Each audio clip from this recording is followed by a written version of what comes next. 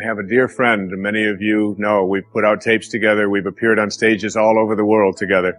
He's like a brother to me. His name is Dr. Deepak Chopra, a medical doctor, and a dear and close friend. And whenever anything is going on in my family, if I'm having a problem with one of my children or in my own life, and if I call him up and I'll say, Deepak, or his wife Rita, I'll say, Deepak, what do you think I should do? He always has the same answer. Meditate. I'll say, yes, Deepak, I understand meditate, but I said, what do you think? He said, Wayne, go deep inside and meditate. Always meditate. I'll say, will you put Rita on? Wayne, meditate. I say, all right. And you know, I've learned a lot in meditation. But what I know most about getting quiet and getting peaceful is this, that there's only one power in the universe, and it doesn't matter what you call it. You can call it soul, spirit, consciousness, God. You can call it Louise. You can call it anything that you want. But as Alan Watts said, you can't get wet from the word water. It's not what we call something that gives it its substance. And this one power, this one force that flows through everything and allows everything to be is indivisible. You can't cut it in half. You can't divide it. It's one. It's knowing the one. And everything in your life is almost always given a division. Male, female, young, old, tall, short, black, white, good, bad, up, down. These are all dichotomies. These are all these splits that we all have in our lives. The whole physical world that we live in and are immersed in, it's always immersed in this division. But we have to learn to fuse the dichotomies. And infusing the dichotomies and blending the one, that's what silence does for us. That's why embracing silence is so powerful. In Zen, they say it's the space between the bars that holds the tiger. And it's the silence between the notes that makes the music. These words that are coming out of my mouth right now come out of the silence.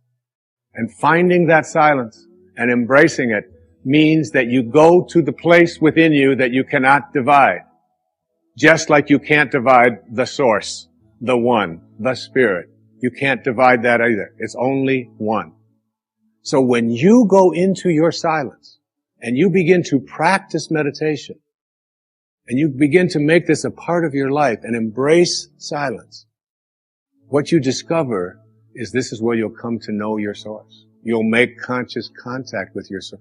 I can't tell you how many people that have come to me who have suffered from serious illnesses, who've been given diagnoses that it's terminal and that you can't do it, who have gone out to the wilderness and have decided that I am going to commune with nature.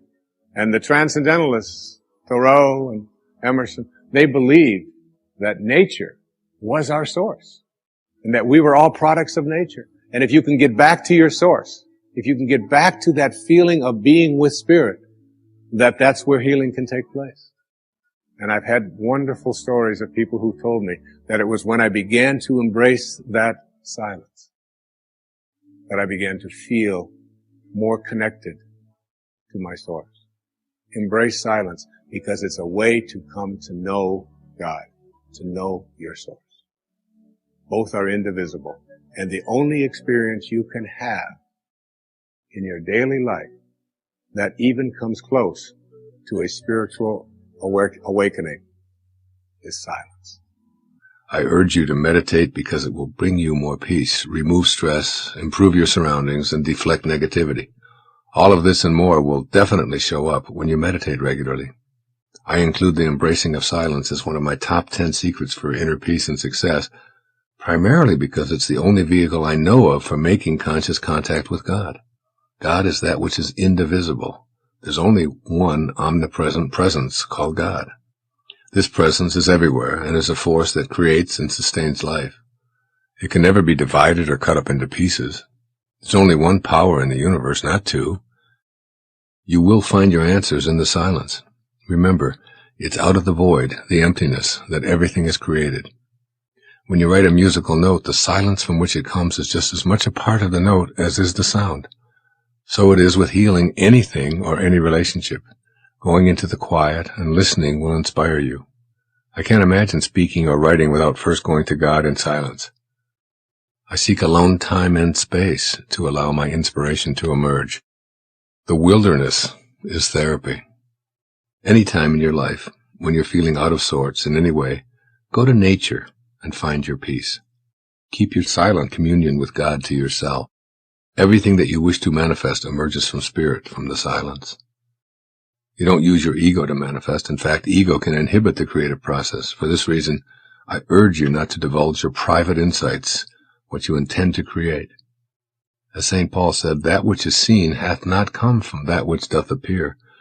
When you talk about your emerging, manifesting ideas and relate your insights to others, you often feel the need to explain and defend them. What happens is the ego has entered, and once the ego is present, the manifesting stops. Silence is where manifesting occurs, so keep your potential miracles in the treasured silence that you embrace as often as possible. You can rely upon it and enjoy basking in the serenity and inner peace that silence and meditation always bring.